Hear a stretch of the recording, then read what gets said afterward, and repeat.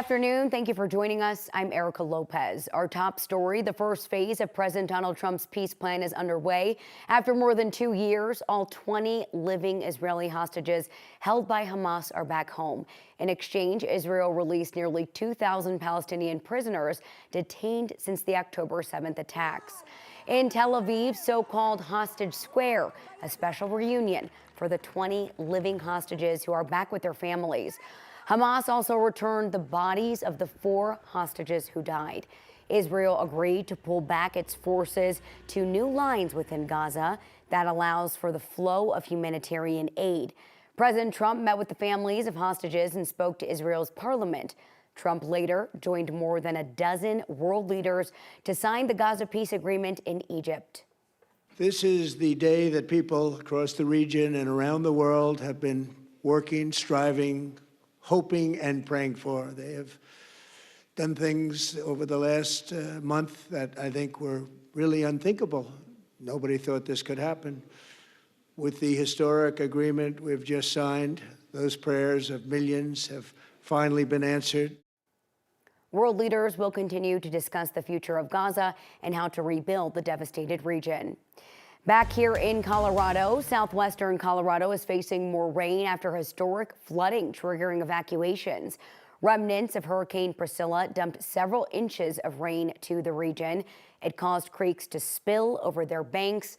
In La Plata County, nearly 400 homes were evacuated, with close to 100 with water damage.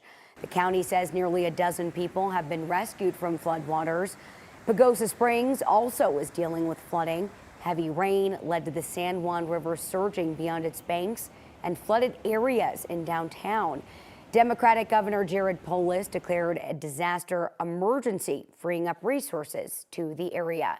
Joining us this noon to break down the forecast, we have senior meteorologist Chris Bianchi. Got some wild rain, and it's not over. And then we've got mountain snow, too. A lot going on, Chris. Lots going on. You are exactly right, Erica. We got some snow flying for us here in Uray, and some rain showers in some of the lower elevations. Of course, here in southwest Colorado, we've seen so much rain in the last 5-6 days or so.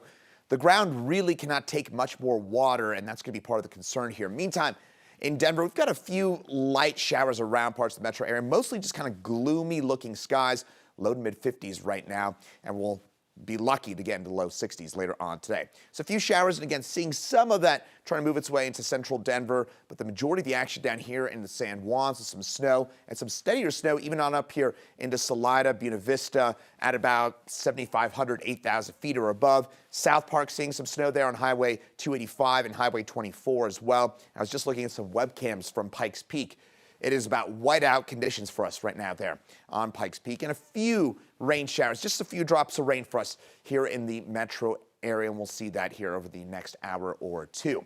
Otherwise, flood watch goes through Tuesday morning for us in southwestern Colorado. Again, this is going to be my focal point. This is my big concern here as we head over the next 2-3 days. Today here in Denver, a few showers around, 63, a little breezy and mainly gray for us for today. But in the San Juans, that flood threat continues with isolated showers in Denver this afternoon and for tomorrow as well. I'll break that down for you in just a few minutes. Chris, thank you so much. The Boulder County Sheriff's Office rescued a 23-year-old man from the sugar mill property in Longmont yesterday. The Sheriff's Office says he fell about 2 stories or 20 feet. Firefighters used a saw to cut through an exterior wall. The Sheriff's Office says he was taken to the hospital for injuries to his face, arms, and legs. We do not know how he's doing today. The sugar mill closed in 1977. It's been the site of fires because of vandalism and trespassing over the years. 3 people, including a 9-year-old girl, were killed in a wreck on I-70 yesterday morning. It happened between Silverthorne and the Eisenhower-Johnson Tunnel in Summit County. The interstate was shut down. CSP says a semi went off of the side of the road, got back on, and then hit the concrete barrier. 2 adult victims that were killed in the wreck were from New Mexico. The 9-year-old girl was from Jacksonville, Florida. It is not clear yet how they're related. Netherlands' main grocery store is back open after it was damaged during a massive fire at a nearby shopping center last week. The B&F Mountain Market near the Caribou Village Shopping Center closed Thursday after it caught on fire. Investigators at the time were unsure if there was water or smoke damage to the grocery store. It's the only major supermarket in town, making it a hub for the mountain community. Nearly 20 businesses were destroyed in that fire. Several local and state agencies are still investigating the cause.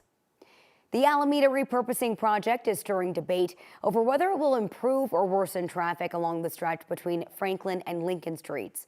9 News transportation specialist Brianna Fernandez first reported on this story a month ago when she spoke with a group against the project. She's now hearing from the other side of the issue. One group who's against the project along Alameda Avenue says that traffic will start to spill into the neighborhoods, especially near the Wash Park area. Then you have another group who's in favor of the project, and they say that Alameda is just chaotic. So you have a little bit of sparked mixed reactions across the community. The group Safer for Alameda has been asking city officials for improvements along Alameda for years. Some of those problems include speeding, crashes, and the sidewalks are too narrow. The East Alameda project would reduce the number of lanes in each direction between Franklin and Lincoln Streets. 8 intersections would get new designated turn lanes. Dottie, the Department of Transportation and Infrastructure, says rear end and left turn crashes have increased over the last few years. I actually spoke to one resident who lives along Alameda and has seen countless of crashes.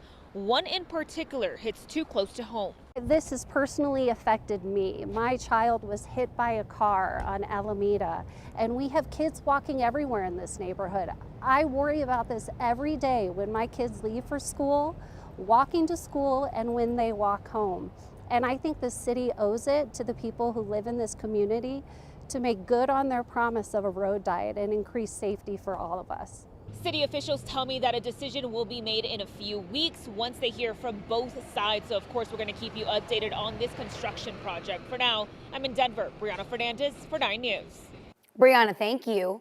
2 lots planned to be part of the project to move the Denver Broncos to Burnham Yard are now foreclosed. This is according to our partners at the Denver Business Journal. They were planned to become a 6-story apartment complex settled near where the Broncos want to move their new stadium. Records show the foreclosure was filed last month in response to a $3 million loan tied to the properties when unpaid. The Denver Public Trustee's Office says the lots are scheduled to be auctioned in January.